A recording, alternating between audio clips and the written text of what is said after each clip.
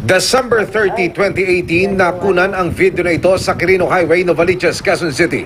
Habang umaandar ang isang gray na SUV, makikitang may tila nakakalso sa gulong nito. Isa pala itong aso, ayon sa uploader. Tumigil naman ang sasakyan pero umatras at iniwan ang kawawang aso. Kwento ng nakasaksi, matanda na ang aso at nagpapahinga lang sana sa gilid ng kalsada. Hindi rin daw ito ang unang beses na nasagasaan ito noong oras na iyon. Nakahiga dyan yung aso.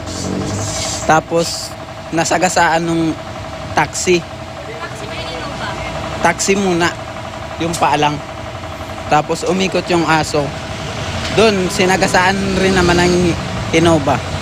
Sa tulong ng barangay, nadala sa veterinary clinic sa Fairview ang aso. Nagtulong-tulong din ang mga netizen para makakalap ng pondo para sa operasyon ng asong pinangalanan nilang Brave. Natanggal ang halos kalahati ng balat nito sa likod at sa kasamang palad, namatay rin si Brave. Sa Gumaca, Quezon naman, isang tricycle na naglalaman ng mga aso ang sinundan ng PNP CIDG sa Maharlika Highway. Pero mukhang nakalata ang driver. Tatakbo na. Tumakbo. Iniwan niya ang kanyang tricycle sa katumakbo. Umalingaw-ngaw ang mga putok ng baril. Tumakbo na! Nakatakas ang suspect na nakilalang si Joey Medina dahil sa naiwang ID sa tricycle.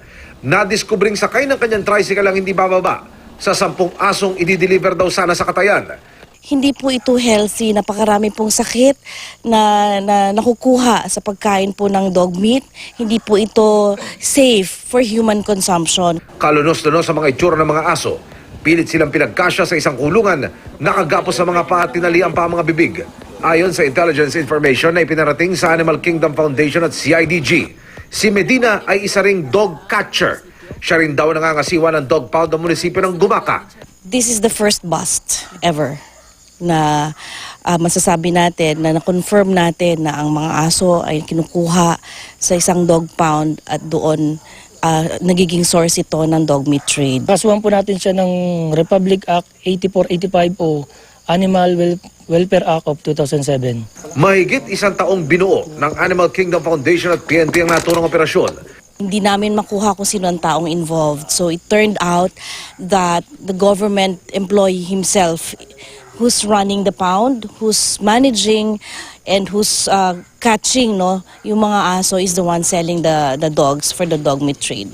Mahigit 10 pang mga aso ang na-rescue na nasa dog pound ng munisipyo. Sa ngayon, ire-rekomenda ng Animal Kingdom Foundation na maipasara at maisaayos ang dog pound dahil I don't think this is a pound.